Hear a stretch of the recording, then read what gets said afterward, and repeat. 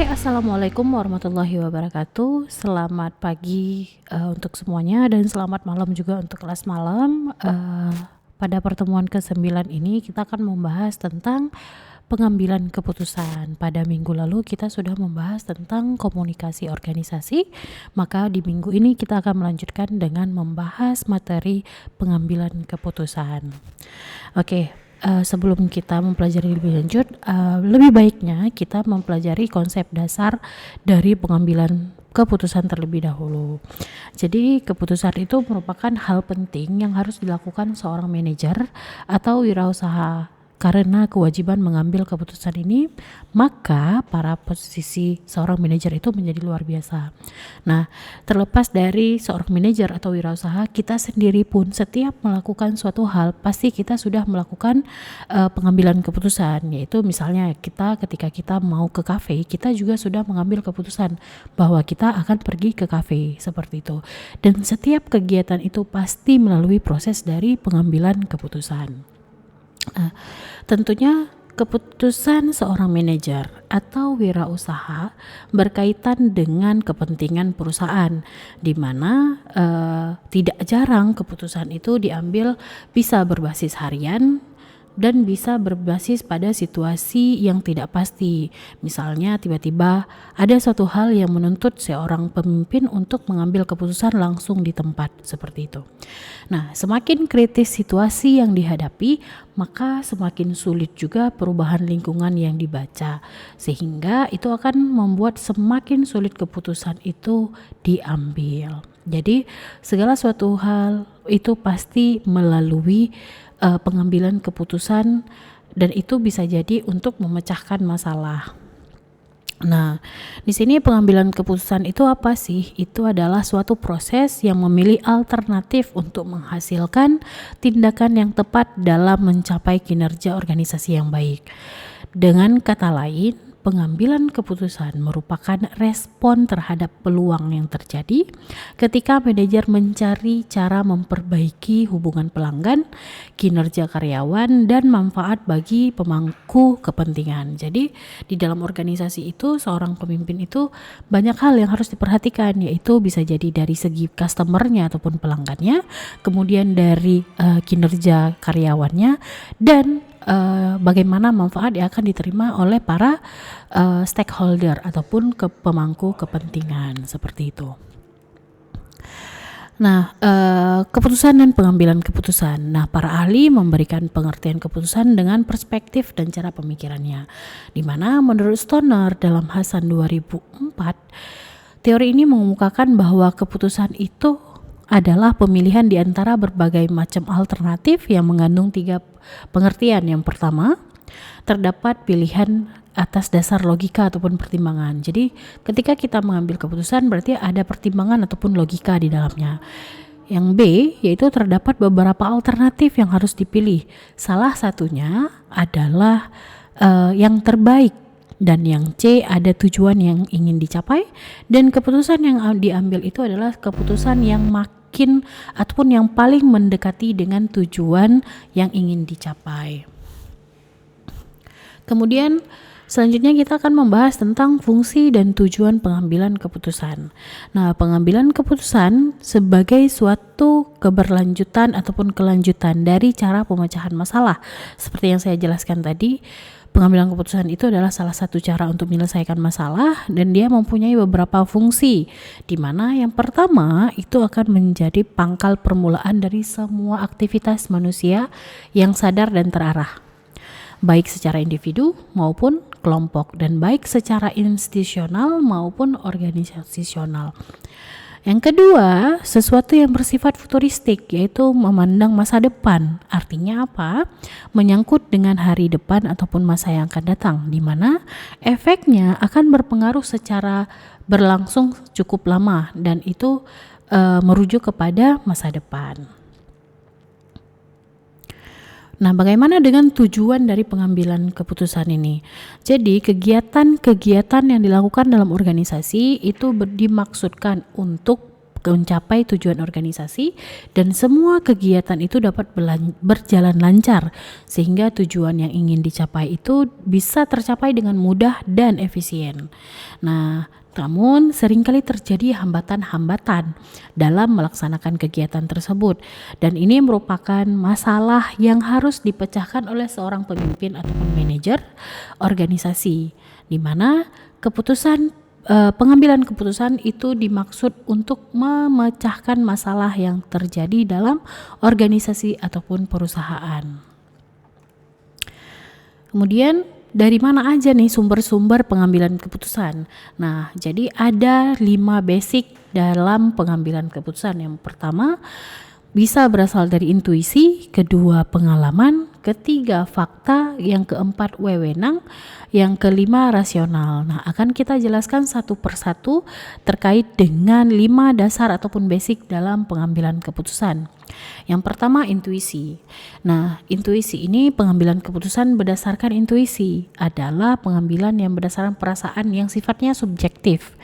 Nah, dalam pengambilan keputusan berdasarkan intuisi ini mungkin meski waktu yang digunakan pengambilan ini relatif pendek, tetapi keputusan yang dihasilkan relatif kurang baik karena dia itu lebih mengandalkan perasaannya dibandingkan hal-hal yang lain yang perlu dipertimbangkan, misalnya secara logika dan lain sebagainya. Nah, biasa pengambilan keputusan berdasarkan perasaan karena bisa jadi karena kasihan, karena nggak enakan dan lain sebagainya. Kemudian yang kedua adalah pengalaman. Pengambilan keputusan berdasarkan pengalaman ini memiliki manfaat yang banyak bagi pengetahuan praktis. Karena apa? Karena pengalaman yang dimiliki seseorang maka dapat memperkirakan keadaan sesuatu. Jadi dia bisa memforecastkan masa depan karena berdasarkan pengalaman yang pernah dihadapi sebelumnya dan dapat menghitung untung dan rugi serta baik buruknya keputusan yang akan dihasilkan. Nah, ini berdasarkan pengalaman. Kemudian sumber pengambilan keputusan yang selanjutnya adalah dari wewenang, di mana pengambilan keputusan berdasarkan wewenang biasanya itu dilakukan oleh pemimpin terhadap bawahannya atau oleh orang yang lebih tinggi kedudukannya. Nah, hasil keputusannya itu dapat bertahan dalam jangka waktu yang cukup lama karena dia itu memiliki otentisitas ataupun otentik gitu. Tetapi itu dapat menimbulkan sifat rutinitas, mengasosiasi dengan praktek diktatorial dan saling melewati permasalahan yang harus dihadapi karena itu dapat menimbulkan kekaburan. Maksudnya gini, tidak ada transparansi kalau seandainya pengambilan keputusan itu berdasarkan wewenang. Yang keempat adalah sumber keputusan itu bisa berasal dari fakta. Nah, pengambilan keputusan berdasarkan fakta dan data itu, fakta dan data empiris dapat memberikan keputusan yang sehat, solid dan baik. Dengan fakta, tingkat kepercayaan orang terhadap keputusan yang diambil itu dapat lebih tinggi dibandingkan tanpa data. Sehingga orang dapat menerima keputusan yang diambil dengan rela dan lapang dada. Contoh misalnya, mungkin teman-teman selama PPKM pasti sering menerima tiba-tiba ada pengumuman bahwa PPKM level 3 itu berkelanjutan dan lain sebagainya, tiba-tiba disambung lagi. Dan biasanya pengambilan keputusan itu berdasarkan data dan fakta seperti itu. Dan yang terakhir adalah rasional. Nah, pada pengambilan keputusan yang berdasarkan rasio, keputusan yang dihasilkan bersifat objektif, logis, dan lebih transparan, serta konsisten untuk memaksimalkan hasil ataupun nilai dalam batas kendala tertentu, sehingga dapat dikatakan mendekati kebenaran atau sesuai apa yang diinginkan. Jadi dia pengambilan keputusannya secara rasional, masuk akal gitu, tidak kebalikan, dan rasional ini kebalikan dari intuisi. Nah, kalau intuisi itu lebih merujuk kepada perasaan ketika mengambil keputusan, kalau ini secara rasional. Jadi teman-teman, ini adalah sumber-sumber pengambilan keputusan, yaitu 5 dasar. Yang pertama intuisi, yang kedua ada pengalaman, yang ketiga ada fakta, yang keempat ada wewenang, dan yang kelima ada rasional. Nah, kemudian ada juga dua jenis pengambilan keputusan. Jadi keputusan yang terprogram, artinya keputusan yang sifatnya rutin yang biasanya dilakukan berulang sesuai dengan aturan ataupun pedoman yang telah ditetapkan perusahaan. Mungkin contoh yang paling mudah adalah teman-teman pengambilan keputusan yang terprogram, contohnya misalnya ada panduan terhadap skripsi ataupun artikel. Nah, itu kan terprogram. Nah, pengambilan keputusan yang terprogram. Karena itu dilakukan berulang kali dan sesuai dengan aturan yang telah ditetapkan oleh perusahaan ataupun kampus. Nah, keputusan yang terprogram terjadi jika permasalahan sudah bisa dipetakan. Nah, misalnya dosen-dosen di sini sudah melihat bahwa kalau seandainya skripsi, artikel, kalau seandainya seperti ini biasanya bakalan terjadi seperti ini, maka ada keputusan baru yang harus diambil untuk memperbaiki, dan dia itu masuk ke dalam pengambilan keputusan yang terprogram. Yang kedua adalah pengambilan keputusan yang tidak terprogram. Artinya apa? Itu adalah keputusan yang baru, yang tidak terstruktur dan tidak dapat diperkirakan sebelumnya. Tiba-tiba kita harus mengambil keputusan seperti itu. Nah, itu nggak terprogram. Contohnya mungkin seperti teman-teman dulunya belajar secara offline, namun karena ada pandemi, teman-teman harus belajar secara online. Nah, itu adalah pengambilan keputusan yang tidak terprogram, dan dia itu baru, tidak terstruktur dan tidak dapat diperkirakan sebelumnya. Tidak ada yang kampus yang tahu bakalan seperti itu selama terjadi pandemi.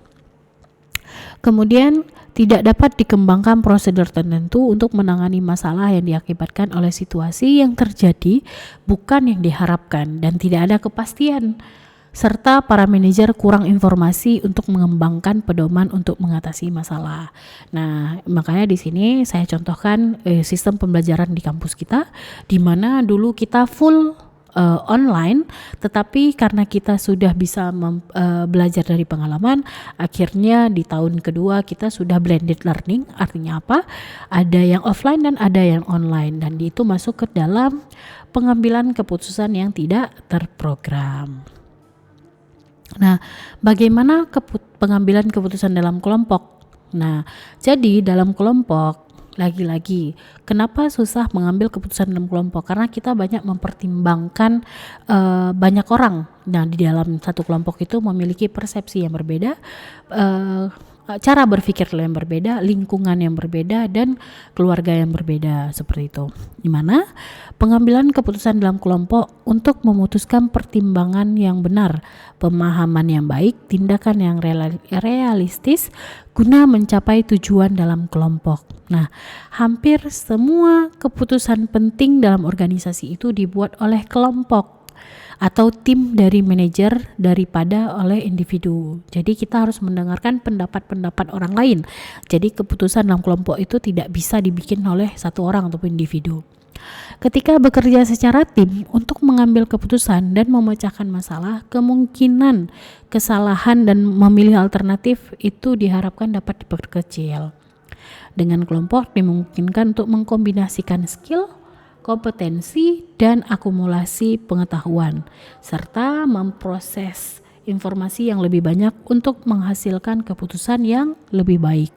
Jadi ketika mengambil keputusan itu, kita harus mendengar berbagai macam persepsi dari semua orang, sehingga kita dapat titik tengah dari